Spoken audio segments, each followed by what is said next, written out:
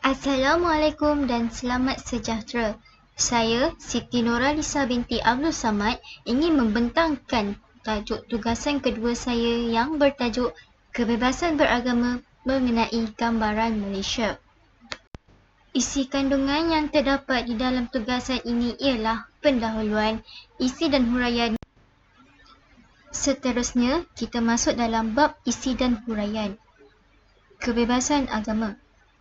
Perkataan agama membawa maksud kepercayaan kepada kewujudan Tuhan atau dewa-dewa yang telah mencipta alam sejagat dan telah memberi kepada manusia sifat kerohanian yang terus wujud selepas badannya mati.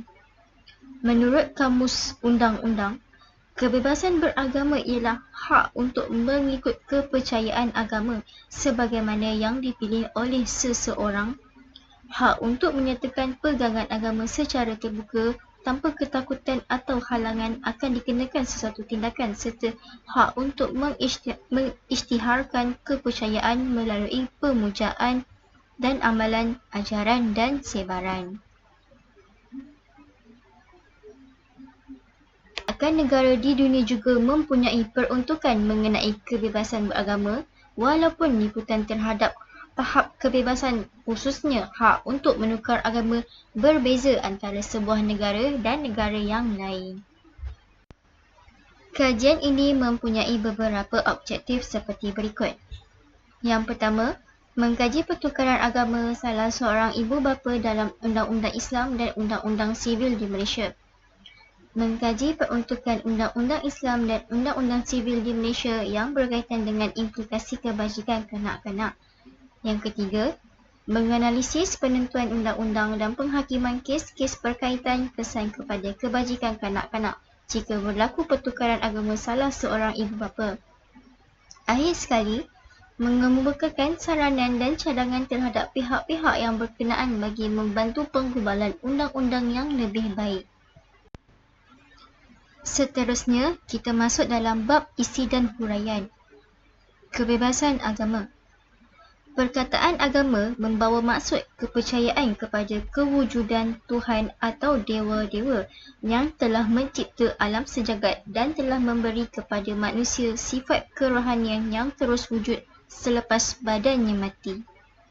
Menurut Kamus Undang-Undang, kebebasan beragama ialah hak untuk mengikut kepercayaan agama sebagaimana yang dipilih oleh seseorang, hak untuk menyatakan pegangan agama secara terbuka tanpa ketakutan atau halangan akan dikenakan sesuatu tindakan serta hak untuk mengisytiharkan kepercayaan melalui pemujaan dan amalan, ajaran dan sebaran. Seterusnya, Profesor Syed Hussein Nars pula mentakrifkan perkataan agama sebagai berasal daripada perkataan Latin religare bermaksud untuk mengikat. Oleh itu, tindakan generasi moden di barat yang berpendapat kebebasan beragama sebagai termasuk kebebasan untuk tidak mempunyai agama adalah bertentangan daripada maksud perkataan itu sendiri. Menurut beliau lagi, perkataan untuk mengikat bertentangan dengan perkataan untuk bebas. Ada pihak mengakui mengenai kesukaran negara untuk tidak mencampurkan hal agama dengan sistem pemerintahan. Oleh itu, kebanyakan negara bukan Islam menghadkan manifestasi ajaran agama namun cuba untuk tidak mencampuri urusan penukaran agama yang dianggap sebagai hak dan urusan dalaman individu. Sehubungan dengan itu, tidak semua negara menerima pakai instrumen antarabangsa seperti UDHR 1948 dan ICCPR 1966 yang membolehkan individu menukar agama tanpa halangan. Negara Islam seperti Arab Saudi tidak menerima UDHR 1948 atas alasan Islam melarang keras umatnya meninggalkan agama Islam. Pakistan yang juga sebuah negara Islam walau bagaimanapun menyokong peruntukan UDHR 1948 atas alasan Islam juga menggalakkan kebebasan beragama namun tetap tegas dalam mengenakan hukuman mandatori bagi mereka yang murtad di bawah Undang-Undang Jenayah Negara berkenaan bersesuaian dengan kewujudan Pakistan sebagai negara Islam dalam perlembagaan. Seterusnya, kebebasan beragama mengikut perlembagaan. Beberapa perkara asas perlembagaan yang sering dianggap sensitif dan tidak mudah untuk dibincangkan secara terbuka ialah hal berkaitan hubungan antara penganut agama. Bagi negara dan masyarakat kita, sistem sosial dan perundangan sentiasa mengambil berat perkara ini. Perlembagaan kita yang digubal dalam keadaan di mana soal sensitiviti agama dan perubahan lanskap kewarganegaraan begitu terzahir sudah mengambil perhatian yang begitu mendalam mengenai sensitiviti agama. Perlembagaan mencipta formula penting dalam hubungan antara penganut agama ini. Perlembagaan juga mengambil perhatian mengenai sensitiviti agama masyarakat Islam selaku kumpulan terbesar dari segi bilangan dan penganutnya. Faktor mengenai kebebasan beragama di Malaysia. Artikel ini membincangkan mengenai ketidakjelasan kedudukan dan peranan Islam dalam Perlembagaan Persekutuan dan Undang-Undang Malaysia yang menyebabkan usaha mempertahankan teologi Islam mengenai undang-undang Islam kelihatan kurang berkesan. Ia juga dibincangkan mengenai cabaran penukaran agama di kalangan orang Melayu Islam di Malaysia bermula dengan peristiwa Natrah pada tahun 1950 sehingga era globalisasi moden sekarang. Semakin banyak kes penukaran agama di kalangan orang Melayu Islam dari semasa ke semasa menimbulkan ketakutan ramai orang.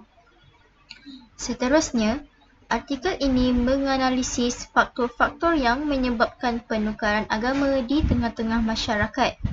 Berdasarkan kajian tersebut, faktor yang menyumbang kepada penukaran agama adalah kerana kurangnya pendidikan dan kejahilan agama, cinta, perkahwinan bersama, gerakan dakwah agama dan proses pemodenan, pelonggaran undang-undang, pentadbiran agama dan masyarakat pemimpin.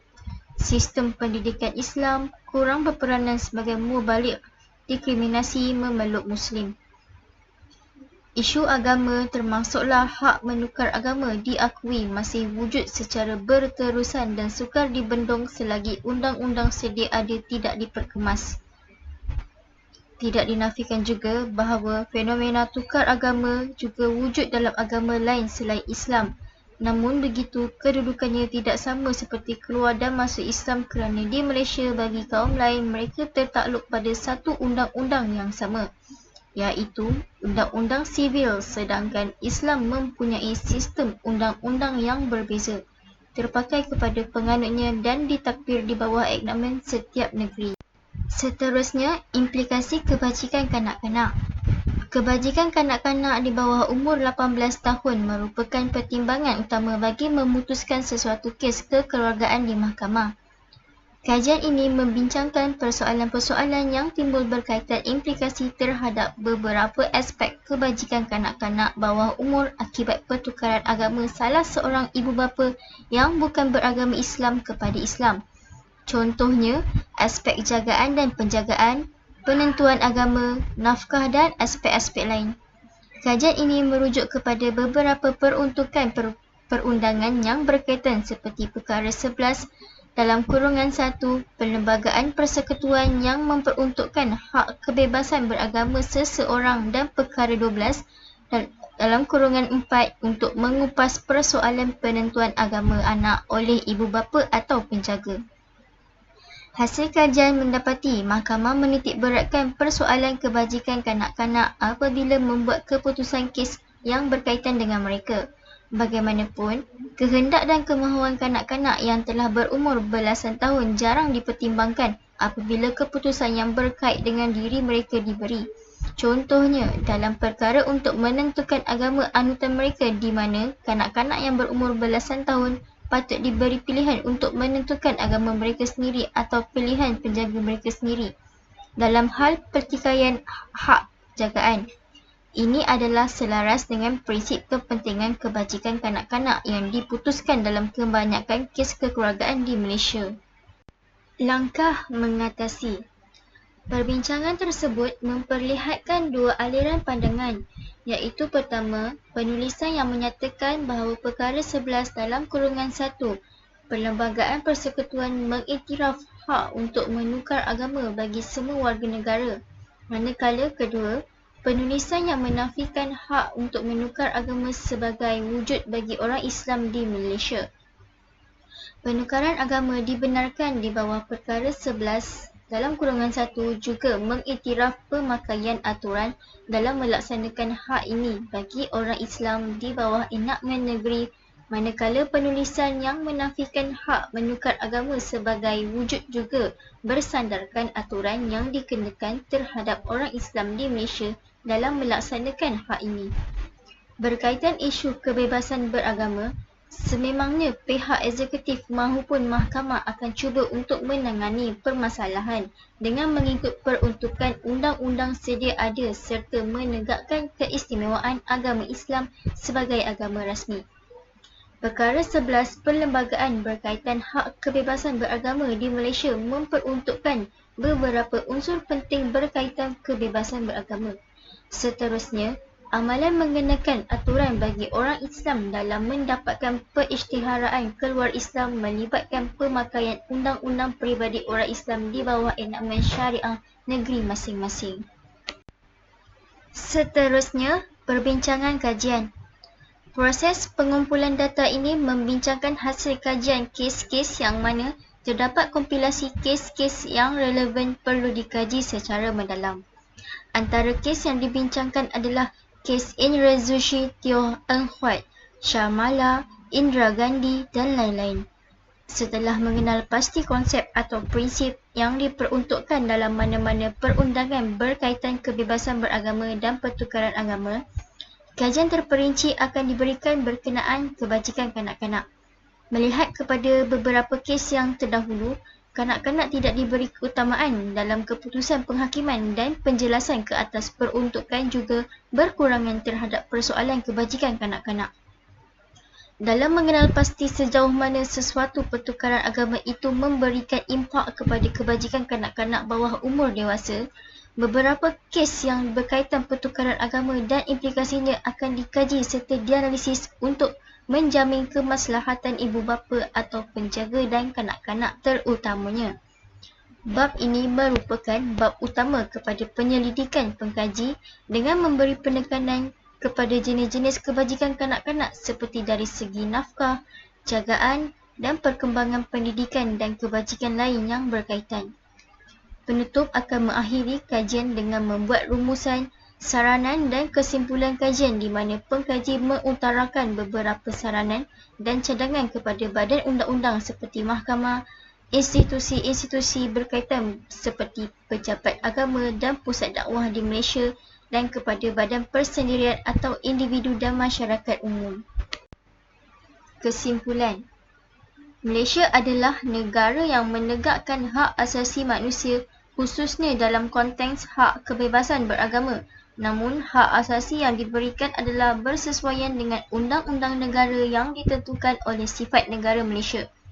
Kebebasan beragama dalam konteks hak untuk memilih agama yang mutlak sebagaimana yang wujud dalam instrumen antarabangsa tidak bersesuaian dengan Perlembagaan Persekutuan dan Malaysia tidak menerima pakai standard antarabangsa dalam hal ini.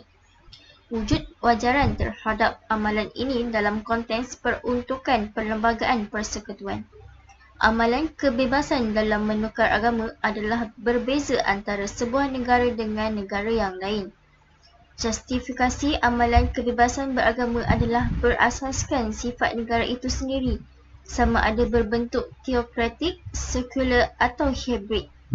Di Malaysia, perlembagaan berbentuk hibrid memberikan justifikasi terhadap amalan meletakkan aturan bagi orang Islam dalam kebebasan untuk menukar agama yakni keluar daripada Islam kerana aturan yang dikenakan bukanlah bersifat penafian hak. Kesimpulannya, pemilihan atau penukaran agama bagi orang Islam dibenarkan di Malaysia, namun wujud kesukaran untuk melaksanakannya. Hal ini bergantung pada pemenuhan prosedur yang telah ditetapkan di bawah enakmen negeri dan tidak semua individu berjaya mendapatkannya. Sekian, terima kasih.